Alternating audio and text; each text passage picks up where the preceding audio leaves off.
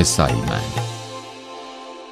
अखबारों में अग्नि मिसाइल की बार बार असफलता और उसके परीक्षण में हो रही देरी की काफी चर्चा थी। अंतरिक्ष विज्ञान के क्षेत्र में ऐसी देरियां होती ही रहती हैं, लेकिन देश ये बात समझने को तैयार नहीं था। अपनी समस्याएं हमें खुद ही सुलझानी थी। लोग अपने अपने ढंग से देरी का मतलब निकाल रहे थे। अमूल के एक विज्ञापन में तो हंसी हंसी में यहां तक सुझाव दे डाला गया कि अग्नि को चलाने के लिए उन्हें अमूल मक्खन का इस्तेमाल ईंधन के तौर पर करना चाहिए। परीक्षण में देर होने के कारण अखबार हाथ धोकर हमारे पीछे पड़े थे और बार बार की असफलता से मेरे दल का मनोबल टूट चुका था। मुझे वे अनेक अवसर याद आए जब हमारे दल के नेताओं ने हमारा मनोबल बढ़ाया था। मैंने सोचा कि क्यों ना मैं भी ऐसा ही कुछ करूं। मैंने एक सभा आयोजित करके अपने दल के 2000 सदस्यों को संबोधित किया। हमें एक महान अवसर दिया गया है। सभी बड़े अवसरों के साथ बड़ी चुनौतियां भी जुड़ी होती हैं। हम हिम्मत नहीं हार सकते। हमारे देश को हमसे कम से कम इतना तो मिलना ही चाहिए। मैं बात खत्म कर ही रहा था कि अनायास मेरे मुंह से निकला, मैं वादा करता हूं कि अगले परीक्षण में अग्नि का प्रक्षेपण सफल रहेगा। मेरा दल अचानक ऊर्जा से भर उठा। नए जोश से भरकर मेरे दल ने जबरदस्त इच्छा शक्ति दिखाते हुए बड़ी लगन से काम किया।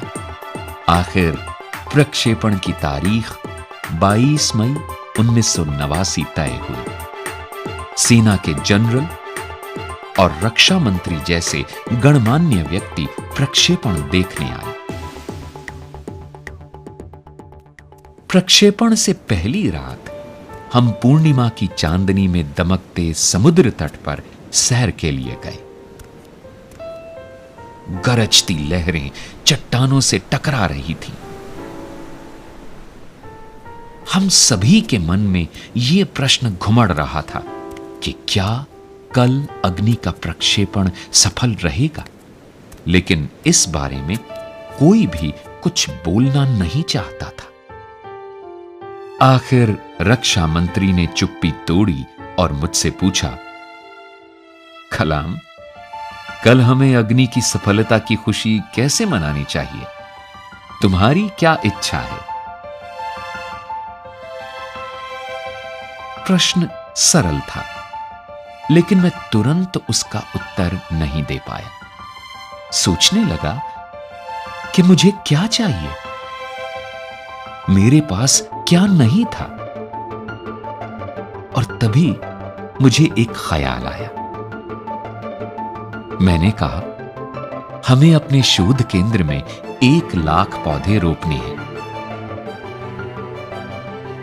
रक्षा मंत्री का चेहरा चमक उठा। उन्होंने गदगद होकर भविष्यवाणी की, अग्नि की सफलता के लिए धरती माता तुम्हें आशीर्वाद देगी। कल हमें सफलता जरूर मिलेगी। अगले दिन सुबह 7:10 पर अग्नि का प्रक्षेपण हुआ, एकदम बाधा रहित और त्रुटिहीन। यह बिल्कुल ऐसा ही था जैसे कोई बुरे सपने के बाद जागे और पाए कि उज्जवल सवेरा उसका स्वागत कर रहा है। विभिन्न कार्य केंद्रों पर 5 वर्षों तक लगातार चले काम का अच्छा परिणाम मिला था। कुल 600 सेकंड की सुंदर उड़ान ने हमारी सारी थकान को पोंछ डाला। बरसों की मेहनत की ये अद्भुत परिणति सामने आई थी। ये मेरे जीवन के महानतम क्षणों में से एक था और हमेशा